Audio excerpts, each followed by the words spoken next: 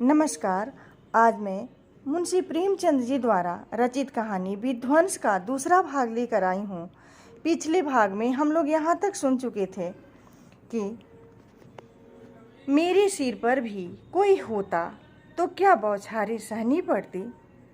मित्रों, आगे की कहानी प्रस्तुत करने से पहले आप लोगों से मेरा एक अनुरोध है कि अगर आप लोग मेरे चैनल को सब्सक्राइब नहीं किए हैं तो ज़रूर सब्सक्राइब कीजिए ताकि मैं पूरी कहानी आप लोगों तक पहुंचा सकूं। प्रस्तुत है आगे की कहानी। वह इन्हीं कुत्सित विचारों में पड़ी हुई थी कि दोनों चपरासियों ने आकर कर्कश स्वर में कहा, क्यों री, दाने भून गए? भुनगी ने निडर होकर कहा, भून तो रही हूँ, देखते नहीं हो?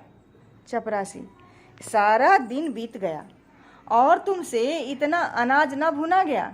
या तो दाना भून रही है कि उसे चौपट कर रही है, या तो बिल्कुल सेवड़े हैं।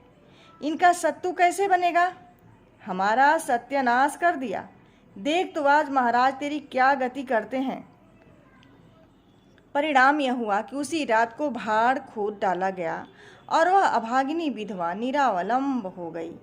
भुनगी को अब रोटियों का कोई सहारा न रहा। गांव वालों को भी भाड़ के विध्वंस हो जाने से बहुत कष्ट होने लगा।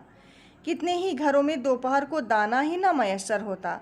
लोगों ने जाकर पंडित जी से कहा कि बुढ़िया को भाड़ जलाने की आज्ञा दे दीजिए, लेकिन पंडित जी ने कुछ ध्यान न दिया। वह अपना रोब न घटा सकते थे।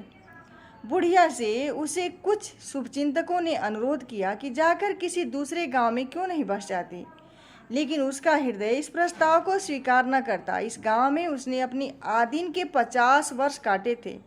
यहाँ के एक एक पेड़ पत्ते से उसे प्रेम हो गया था। जीवन के सुख दुख इसी गांव में भोगे थे। अब अंतिम समय वह इसे कैसे त्याग दे, यह कल्पना ही उसे संकट में जान पड़ती थी।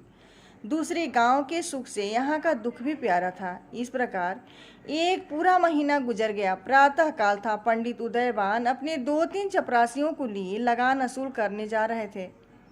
कारिंदों पर उन्हें विश्वास न था। नजराने में, डांड बांध में, रसूम में वह किसी अन्य व्यक्ति को शरीक न करते थे। बुढ़िया के भाड़ की ओर ताका तो बदन में आग सी लग गई। उसका पुनरुद्धार हो रहा था।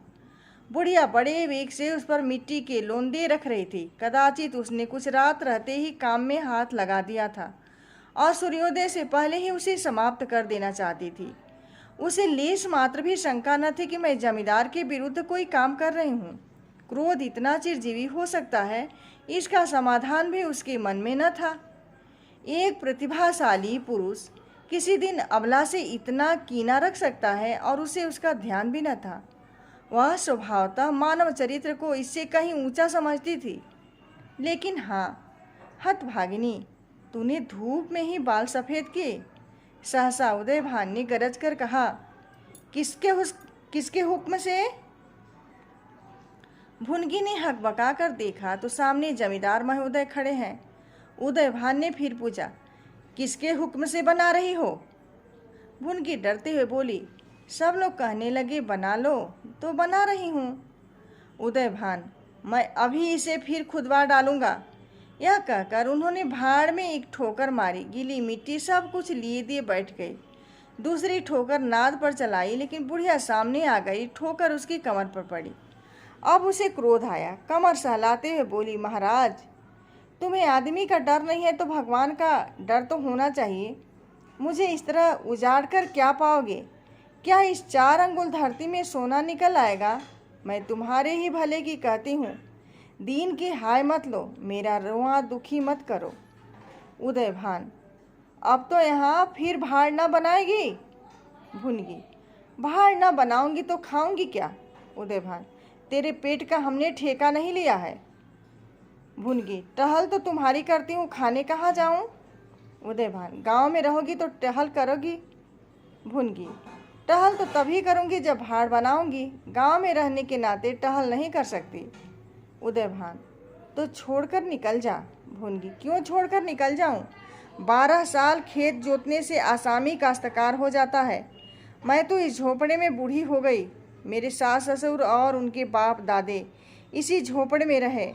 अब इसे यमराज को छोड़कर और कोई मुझसे नहीं ले सकता।